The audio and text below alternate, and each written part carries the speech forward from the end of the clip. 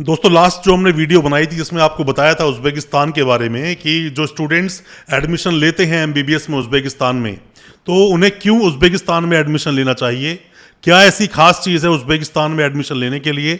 आज हम दोबारा से रविंदर जी के साथ में हैं। आज उनसे हम बात करेंगे कौन कौन से अच्छे कॉलेजेस हैं जिनमें स्टूडेंट्स को एडमिशन लेना चाहिए, उनकी फीस क्या है, और साथ ही बात करेंगे एडमिशन का प्रोसेस क्या है। तो इन सभी चीज़ों के जवाब देंगे रविंदर जी।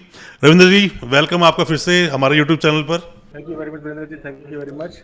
आप सर तो बताइए। जैसा आप जी पिछले वीडियोस में हमने तो काफी डिस्कस किया उज़्बेकिस्तान में जी बच्चों जी को जी क्यों आना चाहिए। जी जी जी तो हम अपने इसके इसी डिस्कशन को आप आगे बढ़ाते हैं, तो आप बताएं नेक्स्ट हमारे को अपने हम व्यूअर्स को पहले क्या बताएं। ये जानना चाहेंगे कि आप किन कॉलेजेस को सजेस्ट करते हो कि उन कॉलेजेस में स्टूडेंट्स को एमबीबीएस के लिए एडमिशन लेना चाहिए, क्योंकि अभी 2024 में एडमिशन का सिलसिला तो शुरू हो चुका है, लोग सीट्स तो अपनी बुक कर ही रहे हैं।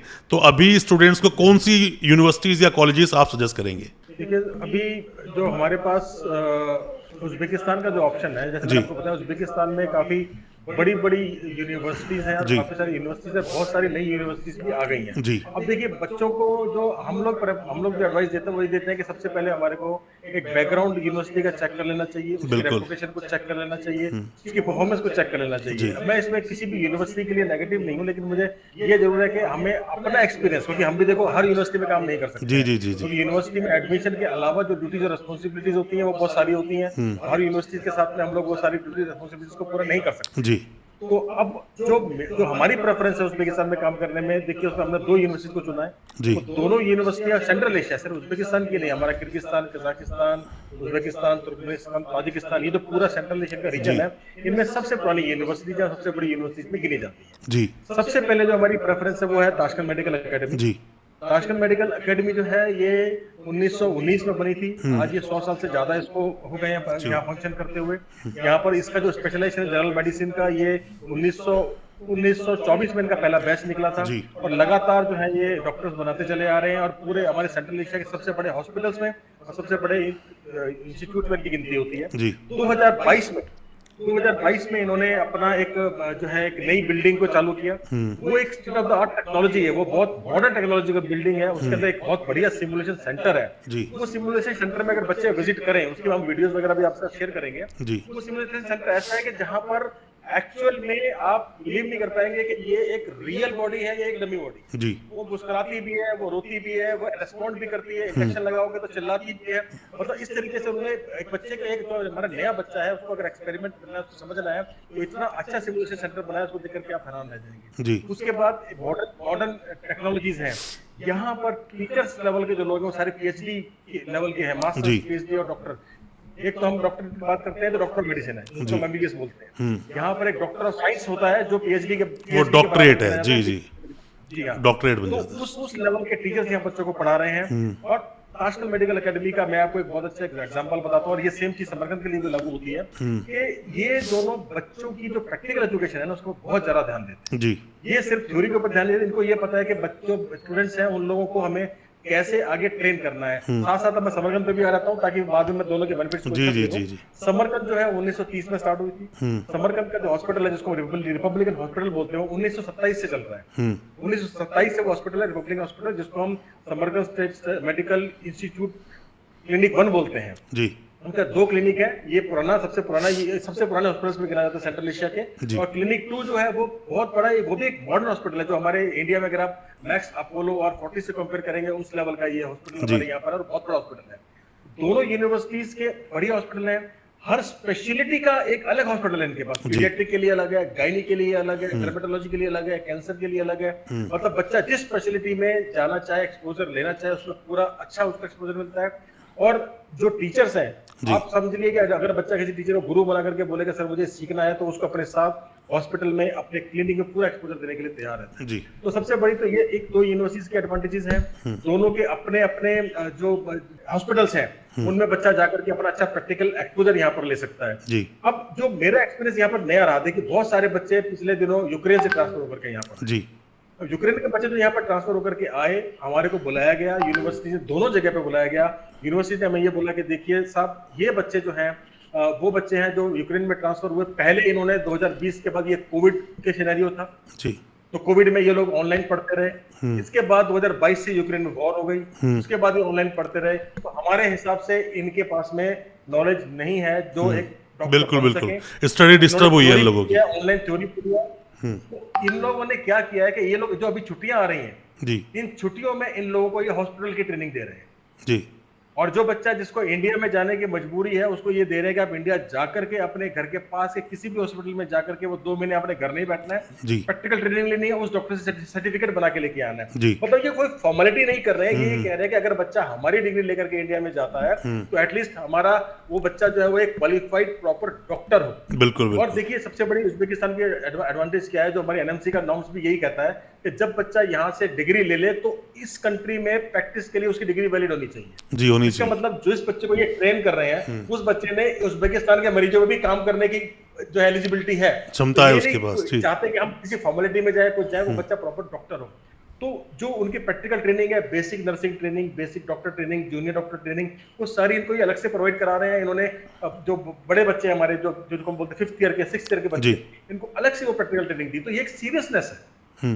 तो इसलिए मैं इन दोनों यूनिवर्सिटीज को प्रेफर करता हूं कि बच्चे जब तो यहाँ पर जनरली आएंगे, तो जब education- एयरपोर्ट पे लैंड करता है ताशकंद में, कोई भी स्टूडेंट लैंड करेगा तो ताशकंद मेडिकल जो आप कॉलेज बता रहे हैं वो और समरकंद दोनों में डिस्टेंस कितना है?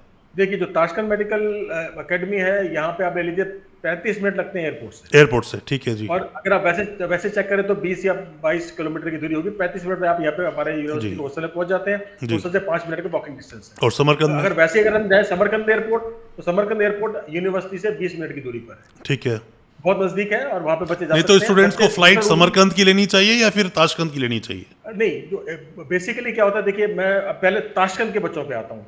ताशकंद के बच्चे तो सीधा ताशकंद की फ्लाइट लें, दिल्ली से आए, दिल्ली से डायरेक्ट फ्लाइट अभी इंडिगो और उज्बेक एयर 2 फ्लाइटें पर डे चलती हैं, हफ्ते में 10-12 फ्लाइट है, ठीक है कोई जी। प्रॉब्लम नहीं दिल्ली से आने की। लेकिन बहुत सारे बच्चे हमारे साउथ इंडिया से आते हैं, तो साउथ इंडिया के बच्चों को रूट क्या सूट करता है कि वो दिल्ली आए फिर दूसरी फ्लाइट ले, इसके बदले वो वहां से फ्लाई दुबई या वो अपना दुबई जाते हैं, दुबई से फिर शारजा या दुबई से ले सीधी फ्लाइट ताशकंद की मिल जाती है। तो एक तो ये रूट बन जाता है। जी समरकंद के लिए भी सेम सिस्टम है, बच्चे या तो ताशकंद आ जाएं, फिर ताशकंद से यहाँ से वो बुलेट ट्रेन चलती है, बुलेट ट्रेन से समरकंद चले जाएं, या फिर बच्चे बहुत सारे जो साउथ के बच्चे हैं वो दुबई और दुबई से फ्लाई दुबई की सीधी फ्लाइट समरकंद की है, ओके वो सीधा आ सकते हैं वहां से, तो वहां नजदीक है। तो ये दोनों बहुत अच्छी कनेक्टिविटी दोनों जगह पे हमारे बच्चों को यहाँ पे आने की बन जाती अच्छा, दोनों में फीस का क्या डिफरेंस है दोनों में? है। तकरीबन ताशकंद की दोनों फीस जगह सस्ती है या फिर समरकंद की फीस सस्ती है?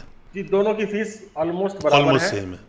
हाँ, मैं फीस पे आता हूँ, बहुत ट्रांसपेरेंटली फीस तो के डिटेल बारे में में फीस बताता को हूँ। बताना क्योंकि ये मेन कंसर्न है स्टूडेंट्स का। जी जी, हाँ, मैं जी। बहुत अभी हम आते हैं जो हमारे को जो ट्यूशन फीस की बात करते हैं। जी जी जो अभी बच्चे ये चीज ना, मैंने पहले भी पिछले वीडियो में बताया था कि बच्चे ये चीज जाकर के हमारी इंडियन एम्बेसी के साइट पे भी चेक कर सकते हैं। बिल्कुल देख सकते भाई हैं हमारी जी। एम्बेसी इतनी सपोर्ट कर रही है इस चीज में, ट्रांसपेरेंसी के लिए बहुत अच्छी बात है। तो उसमें क्या है कि जो ताशकंद मेडिकल एकेडमी की जो फीस है वो है $3000, जो एम्बेसी की साइट पे भी मौजूद है। जी। उसके ऊपर जो एज ए कॉन्ट्रैक्टर जो यहाँ के कॉन्ट्रैक्टर है वो $500 जो है अपना कॉन्ट्रैक्टर फीस लेते हैं, क्योंकि वो 6 साल तक बच्चे की गार्जियनशिप करते हैं, उसकी बिल्कुल take ठीक care है। करते हैं, सब करते हैं। तो $3500 जो है बच्चे को एनुअल चार्ज देना है ताशकंद मेडिकल एकेडमी में। जी सेम वे जो समरकंद है, समरकंद की फीस है $3200, उसमें $300 का जो है वो कॉन्ट्रैक्टर चार्ज लिया जाता है, तो वो 3500 बन जाता है। जी। तो दोनों जगह की जो फीस है वो बराबर है, 3500 फ्रॉम बिल्कुल सेकंड ईयर ठीक है। ऑनवर्ड्स। फर्स्ट ईयर में ताशकंद मेडिकल एकेडमी एक डेवलपमेंट चार्ज जो है वो एप्लीकेबल है $1500 का, इसलिए फर्स्ट ईयर में थोड़ा extra expense Tashkent medical academy में हो जाता है। अगर हम लमसम बात करें तो पहले साल में उसका कितना INR में खर्चा आता है पहले साल में? अब ये देखिए सर, ये डिपेंड करता है, जो खर्चा यहाँ पर उसको पे करना है, जो मैंने एवरेज देखी है वो 7.5 to 8 लाख के आसपास बच्चा लेके चले पहले साल में लग जाता है, जिसमें उसकी फीस, डेवलपमेंट चार्जेस, उसका हॉस्टल, उसका मेस, उसका टिकट, वीजा और जो इंडिया में जो भी उनके कंसल्टेंट्स हैं उनके प्रोसेस, ये सभी चीजें मिलाकर ऐड कर लें तो इतना उसमें उतना ऑन एन एवरेज इतना खर्चा बच्चे का आ जाता है। इसमें मैं बहुत ट्रांसपेरेंटली बोलता हूँ, देखिए इंडिया में जो हमारा काउंटर पार्ट है, जो पार्टनर्स हैं, जो एसोसिएट्स हैं, जो कंपनी यूनिवर्सिटी को रिप्रेजेंट कर रहे हैं, वो अपने चार्जेस जो लेते हैं वो भी इसमें मैंने इंक्लूड कर दिए हैं, क्योंकि वो भी बनते हैं। इसमें एक बहुत इंपॉर्टेंट चीज है, बहुत सारे लोग जो है इस मामले में कॉस्ट की सेविंग करते हैं। उस कॉस्ट की सेविंग करने के चक्कर में उनके साथ बहुत ट्रेजेडीज हो जाती हैं। कुछ लोग जो है वो स्टूडेंट्स के थ्रू एडमिशन कराते हैं। जी। वो स्टूडेंट जो है, आप ये देखिए वो क्या करते हैं, स्टूडेंट्स का अपना कोई बेस नहीं है, बिल्कुल आज यहाँ बेस्ट पर है, कल नहीं है। यहाँ पर मेरे साथ बहुत बार हुआ है कि बच्चा जो फाइनल ईयर का बच्चा था, उसने बच्चों के एडमिशन कराए, पेमेंट यहाँ पे करी नहीं, उसकी डिग्री मिली, वो चला गया, बच्चे बेचारे एक्सपेल हो गए यहाँ से। जी। तो मैं ये चाह रहा हूँ कि आप जो है ना, ये छोटा छोटा $1000, $1200 या $700 की अगर कोई सर्विस चार्ज ले रहा है इंडिया में, तो उसको अवॉइड ना करके एटलीस्ट एक रिलायबल और एक अच्छे बिल्कुल कंसल्टेंट के थ्रू बिल्कुल अपना बिल्कुल, एडमिशन कराए, क्योंकि ताकि आपको आगे चीज़ें, जाने की दिक्कत हो।